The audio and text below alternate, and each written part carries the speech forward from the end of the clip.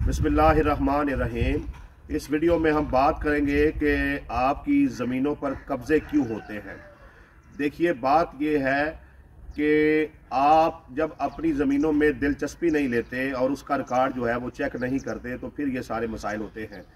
आपसे मेरा सवाल ये है कि क्या कभी आपने अपने वालिद से ये पूछा कि अब्बू आपको कितनी ज़मीन दादा की तरफ से आती है और कितनी आपने ख़रीदी है,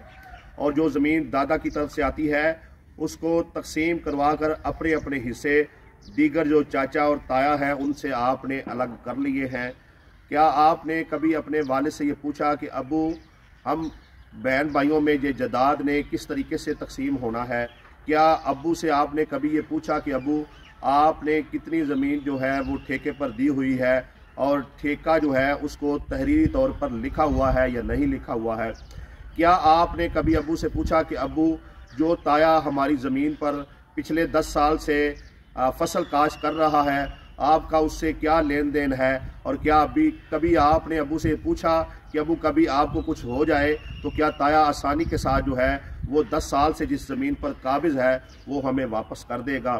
क्या आपने कभी अब्बू से पूछा कि अब्बू किस मौज़ा में हमारा कितना रकबा है? क्या आपने अब्बू से कभी पूछा कि अब्बू जो फ़लाँ ज़मीन का केस लगा हुआ है उसमें हमारी मालकी कितनी है और कितनी जो है हमने नाजायज़ केस किया हुआ है? क्या आपने कभी अब्बू से ये पूछा कि अब्बू जो हिस्सा हमारी वालिदा को आता है, मामू जो हैं वो नाना तो वफ़ात पा चुके और उन्हें वफ़ात पाए हुए भी 5 साल हो चुके हैं, तो हमें उसने वापस हमारे मामू हमारी वालिदा का हिस्सा हमें क्यों नहीं दे रहे? क्या अब आपने कभी मामू से पूछा कि मामू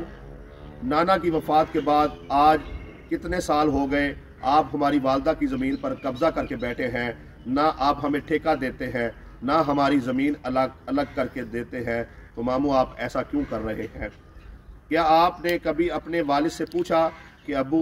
कहीं ऐसा तो नहीं है कि आप सारी ज़मीन जो है वो सिर्फ़ बेटों के नाम लगा जाएंगे ज़िंदगी में और बेटियों को कुछ नहीं देंगे? क्या आपने कभी अब्बू से पूछा कि अब्बू ये बताएं कि जो हमारे दीगर बहन भाई हैं उनमें और हम में आप अदल इंसाफ से काम लेंगे या नहीं लेंगे? क्या आपने अब्बू से कभी पूछा कि अब्बू आप नशे के आदी हो गए हैं और आप धड़ाधड़ ज़मीनें बेच रहे हैं, कल कला को आपकी औलाद का क्या होगा? क्या आपने अब्बू से कभी पूछा कि अब्बू आप अपनी अय्याशियों में प्रॉपर्टियां सेल करके, प्लाट सेल करके अय्याशियां कर रहे हैं, बच्चों की आपको फ़िक्र नहीं है, आप अपना हाथ रोक क्यों नहीं लेते? क्या आपने अब्बू से कभी पूछा कि अब्बू आप अपनी ज़िंदगी में ही हमें ज़मीनों के मामलात समझा दें ताकि आपके बाद हमें कोई मुश्किल ना हो? क्या आपने अब्बू से कभी पूछा कि अब्बू आपको ज़मीनों का रिकॉर्ड पढ़ना आता है या नहीं आता? क्या आपने अब्बू से कभी पूछा कि अब्बू आप मुझे थोड़ा टाइम दें और मुझे किसी पटवारी से मेरा तल्लक बनवा दें या पटवारी के मुंशी से वो कम अज़ कम मुझे रिकॉर्ड पढ़ना ही सिखा दे, मुझे केवट, खतौनी, खसरा नंबर, किला नंबर, मुरब्बा नंबर और अक्स शजरा और लठा ये सारी चीज़ें जो हैं वो कम अज़ कम इतनी चेक करनी आ जाएं कि मैं अपना रिकॉर्ड जो है वो चेक कर सकूं? क्या आपने कभी पूछा कि आपने जो मकान गिरवी दिया आपके वालिद ने वो कितने साल के लिए दिया? क्या आपने कभी पूछा कि जो दुकान किराए पर दी हुई है वो उसका मुआहदा जो है वो कितने साल बाद रीन्यू होता है और उसका मौजूदा किराया क्या है? क्या आपने कभी पूछा कि अब्बू मैं मुल्क से बाहर हूँ और आप भी बीमार रहते हैं, कहीं ऐसा तो नहीं है मेरा हिस्सा भी आप मेरे दूसरे बहन भाइयों के नाम लगाकर चले जाएंगे? क्या आपने अब्बू से कभी पूछा कि अब्बू ये बताएं कि आप भी बाहर हैं, मैं भी बाहर हूँ, पीछे जो पाकिस्तान में आपकी जायदाद है, दुकानें हैं, प्लाट है, प्लाजों में हिस्सा है, उन सब की किराए जो है वो भाई लेते हैं, कभी आपने किराया क्यों वसूल नहीं किया? क्या आपने अब्बू से कभी पूछा अब्बू जो दादा की तरफ से जायदाद आती है, दादा की वफ़ात के बाद आपने आज तक कभी एक दिन के लिए भी न कब्ज़ा लिया है, न दीगर भाइयों से ठेके की डिमांड की है, न किराए की डिमांड की है? ऐसा तो नहीं होगा कल कला को अल्लाह ना करे आपको कुछ हो जाए तो फिर आसानी से वो हमें इन ज़मीनों का, प्लाटों और दुकानों का कब्ज़ा नहीं देंगे। याद रखें, जब आप अपने वालिद से सवाल नहीं करते, जब आप अपनी ज़मीनों का रिकॉर्ड चेक नहीं करते, जब आपको अच्छे से अपना शजरा नसब याद नहीं है, जब आप पटवार के मामलात को अलिफ बे जीम तक नहीं सीख लेते, तो फिर आपके लिए मसाइल पैदा होते हैं। फिर आप अदालतों के चक्कर लगाते हैं, फिर आप निज़ाम को कोसते हैं, फिर आपकी ज़मीनों पर कब्जे हो जाते हैं, फिर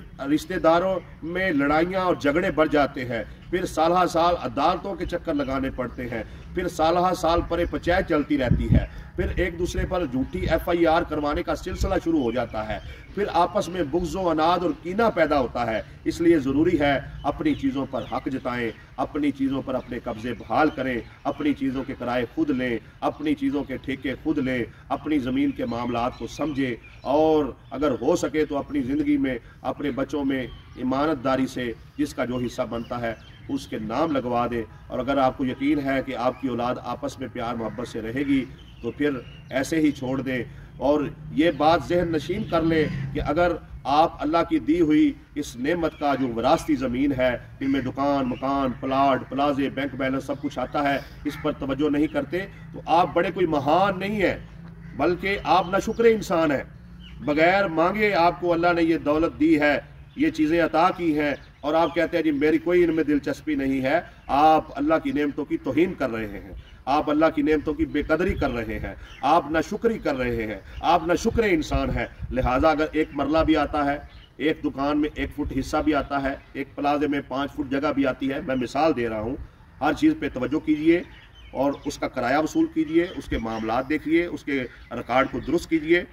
ताकि जब आप मुकम्मल दिलचस्पी लेंगे, अपना हक जताएंगे, उस पर कब्ज़ा रखेंगे तो इंशाअल्लाह ताला ये कब्ज़े नहीं होंगे, आपस में लड़ाइयाँ झगड़े नहीं होंगे, आपस में इख्तलाफ नहीं होगा। तो अपनी चीज़ों पे हक जताना सीखिए और अपने कब्ज़े को बहाल कीजिए और उसके मुतल्लक़ मुकम्मल मालूमात रखिए।